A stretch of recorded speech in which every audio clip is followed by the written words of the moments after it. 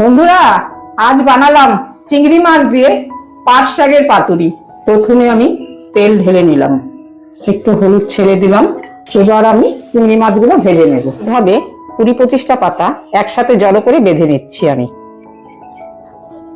প্রথমে আমি পেঁয়াজ কুচিগুলো ছেড়ে দিলাম, তারপর আমি ছেড়ে দিলাম আলু কুচিগুলো, এবার দিলাম কাঁচা লঙ্কা চেরাগুলো, তারপর দিলাম আমি টমেটো কুচিগুলো, স্বাদ অনুসারে লবণ দিলাম, হলুদ দিলাম, সর্ষে বাটা, পেঁয়াজ বাটা, কাঁচা লঙ্কা বাটা, একটু মিট মশলা, জিরের গুঁড়ো ছেড়ে দিলাম।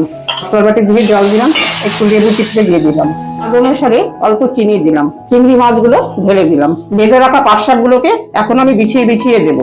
এখন উপর দিয়ে অল্প সর্ষের তেল ঢেলে দিলাম, তারপর ঢেকে দিলাম। গ্যাসের হিট একদম কমিয়ে দিলাম। আজকের আমার পাট শাকের পাতুরি হয়ে গেল।